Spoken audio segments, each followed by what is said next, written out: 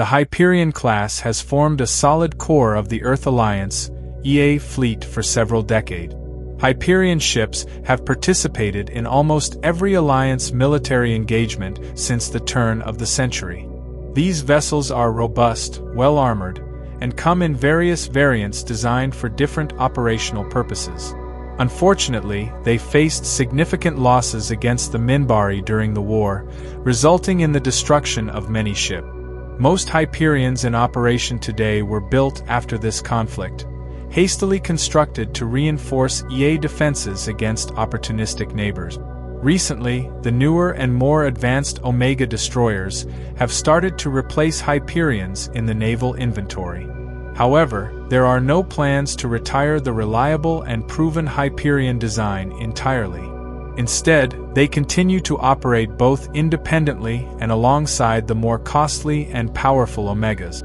Each cruiser carries a crew of 350 and can accommodate up to 200 troops, albeit in cramped conditions, along with 6 starfleets.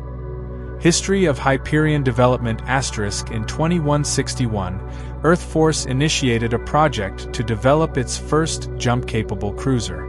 This project culminated in 2164 with the introduction of the Epimetheus Alpha, which replaced the pre-contact Tyche class. This groundbreaking design would become a source of controversy for decades. With rapidly advancing technology, the Epimetheus underwent regular incremental upgrades. The Beta model in 2168 added interceptor technology.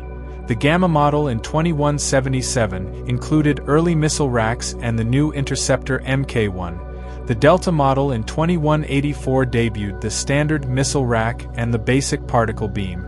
And finally, the Epsilon model was released in 2193 but was considered lackluster. The rapid development of 5 designs in less than 30 years raised concerns in the EA Senate. Events like the decisive defeat of the CH Lonus in 2170 and the Earth Alliance's growing ability to confront the Centauri boosted the confidence of several senatorial factions, leading them to suggest diverting funds from Earth Force ship procurement to more beneficial areas for their constituents and backers. Additionally, more pacifist factions expressed alarm at Earth Force's increasing ability to engage in wars of aggression. As a result, Earth Force faced severe consequences. The pace of EA ship development slowed drastically, with only a handful of new designs receiving funding after 2200. Attempts to fund a replacement cruiser design stalled in Senate hearings for several years.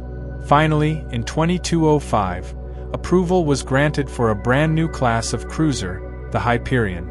The prototype was successfully fielded in 2208, designed from the ground up with interceptor technology, jump drives, and the latest weapons and systems.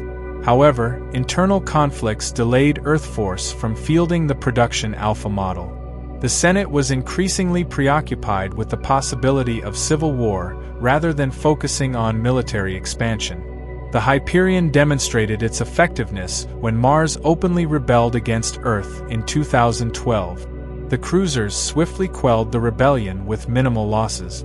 Hyperions also played critical roles in border skirmishes with the Narns and the Dilger War, forming the backbone of Earth's fleet for nearly 2 decades, until the Minbari War, where many Hyperions were lost.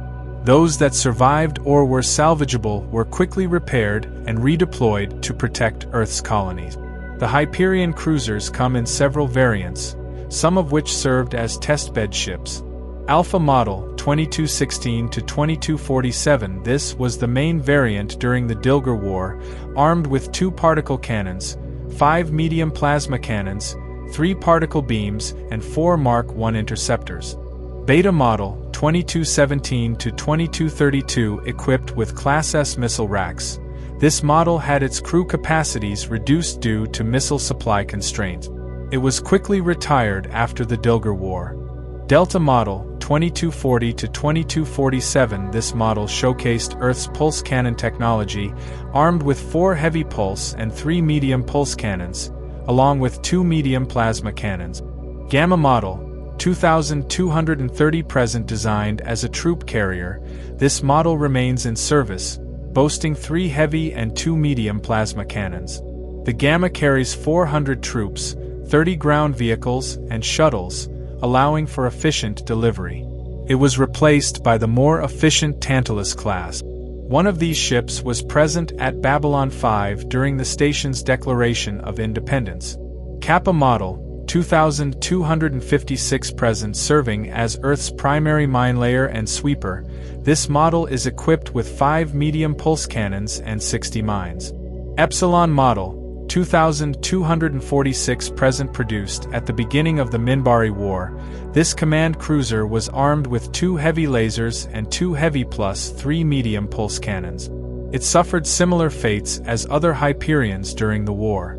The Lambda Model 2257 present, also known as the Aegis Cruiser, this model emerged as a byproduct of the Minbari War. The attempt to overcome the Minbari jamming system led to the development of a new targeting system. While this system did not successfully defeat the jamming, it proved highly effective at tracking fighter craft. The Lambda is primarily regarded as an anti-fighter cruiser and is relatively rare in active service. The Zeta Model 2246 to 2247. After observing the effectiveness of railguns against Minbari ships, this variant aimed to maximize the deployment of railguns in combat. However, supply issues and a slow rate of fire rendered the cruiser vulnerable to attacks, often resulting in its failure to survive its first engagement.